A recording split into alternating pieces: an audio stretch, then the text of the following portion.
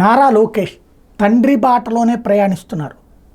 అలాగ పదవిలోకి రాగానే శరవేగంగా పనులు చేయడం అన్నటువంటి పని మీద సీరియస్గా కాన్సన్ట్రేట్ చేసుకొచ్చారు. తనకి విద్యా ఐటీ శాఖలు ఇచ్చినటువంటి నేపథ్యంలో విద్యాశాఖకి సంబంధించి శరవేగంగా సమీక్ష నిర్వహించారు. సంచలనాత్మకమైనటువంటి ఆదేశాలు ఇచ్చారు.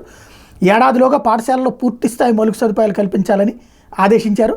అదే సందర్భంలో కొత్తగా చేపట్టాల్సినటువంటి పనులతో పాటు గత ప్రభుత్వ హయాంలో అర్ధాంతరంగా నిలిచిపోయిన ఫేజ్ 2 పనులు, ఫేజ్ 3 పనులని ఏడాదిలోగా పూర్తి చేయాలని సూచించారు. ప్రభుత్వ పాఠశాలలో విద్యార్థులకు అందిస్తున్న మధ్యాహ్న భోజనం నాణ్యత విషయం మీద కూడా ఆరా తీశారు. మధ్యాహ్న భోజనం రుచిగా నాణ్యతతో ఉండేందుకు తీసుకోవాల్సిన చర్యల మీద సమగ్ర నివేదిక ఇవ్వాల్సిందిగా మధ్యాహ్న భోజన పథకం డైరెక్టర్ అంబేద్కర్కి సూచించారు.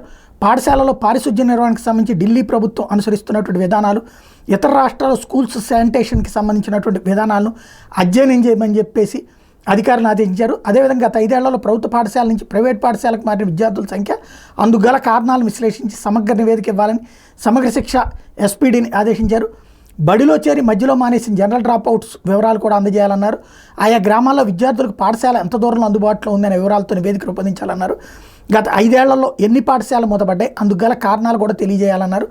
దేశంలోనే బెస్ట్ లైబ్రరీ మోడల్ ఎక్కడుందో తెలుసుకుని సమీక్ష చేసి అందుకు సంబంధించిన నోట్ కూడా అందజేయాలని డైరెక్టర్ లైబ్రరీస్ని కూడా ఆదేశించారు.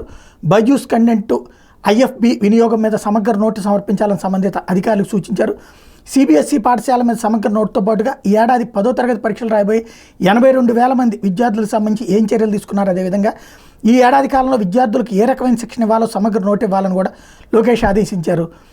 స్టూడెంట్కి సంబంధించినటువంటి ఏదైతే నోట్బుక్స్, బ్యాక్ ప్యాక్ ఇవ్వకపోవడం పట్ల లోకేష్ ఆశ్చర్యానికి గురయ్యారు.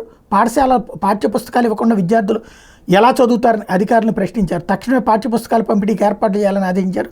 ఇంటర్ విద్యార్థుల కోసం ఈ నూతన విద్యా విధానాన్ని అమలు చేయాలని చెప్పేసి కూడా సూచించారు.